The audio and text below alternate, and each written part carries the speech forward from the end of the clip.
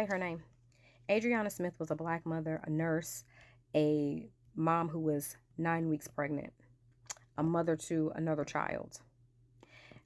She was complaining of terrible headaches and went to go see her doctor, who did not run any tests, did not run any scans, gave her medication, and sent her home.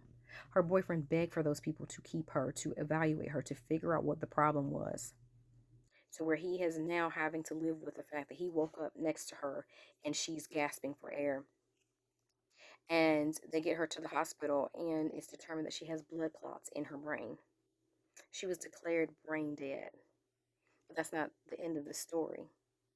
The thing is that Adriana's body is still with us in the hospital, because Georgia and the heartbeat law that was passed in 2019, but of course after Roe versus Wade was overturned, they absolutely started enforcing it. And that meant at 6 weeks, as long as there's a heartbeat detected, that, no abortion procedures could be done. Now, if you know anything, if you've been a pregnant mom, or if you've, unfortunately lost a child and you've gone in to go detect for a heartbeat to, confirm your pregnancy, most doctors won't see you until you're 8 weeks. So now you're trapped. If this is something that, you decide that you want to do, you don't want to do, you don't know if you are able to do this, if you have the money to do this, or, again, if you want to do this. What if you were raped? What if there was incest? So many things that should be your choice. But it's not the choice of this young woman's family. It is the choice of the hospital that is saying that they will not take her off of the machines, and now she's over 20 weeks pregnant. Think about that.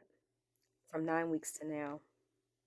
Her mother, April Newkirk, has to go in every day and see her daughter's body lying there on these machines. And she knows that her daughter is gone.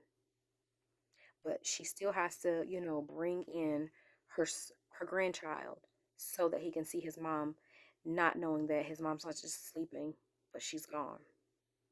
Now, Georgia's law states that if there is, a danger to the mom, or, there's some other things that you could absolutely move forward with abortion.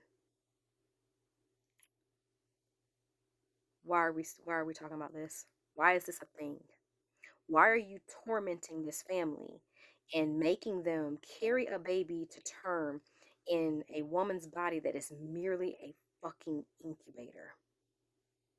Not, quality of life, because they have told Miss Newkirk that this baby may be blind, that this baby may be wheelchair bound, that the baby may not even make it.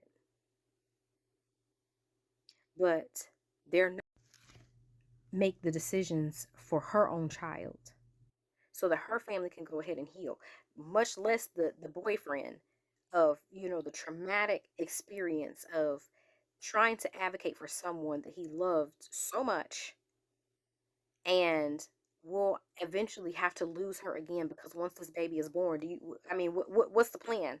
I'm like, oh, well, this is what we're talking about when you have white men who do not understand, who could not pass a biology anatomy class if it was open book, making decisions on women's bodies and how they're going to work when it comes to pregnancy, when it comes to overall health, when it comes to overall treatment. You are using this woman as an incubator. Y'all are playing God. All for what? Where's the money going to come from if this baby does have the medical needs that it's saying? As these people are trying to grieve this woman that has passed away, she is just a shell.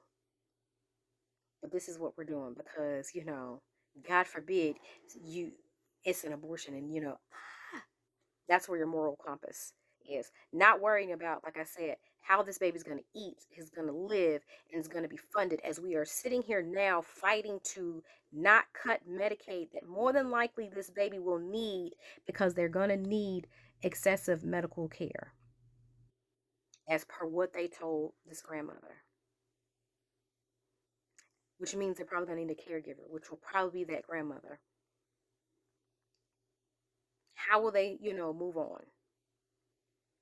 But again, by all means, Let's not take any of that consideration. And all of you all that advocate for this bullshit, talking about, oh well, there's a clause that if there's exceptions, that if it maintains the woman's life and all that, she is literally being held on by machines. She's no longer here, and this is what we're doing.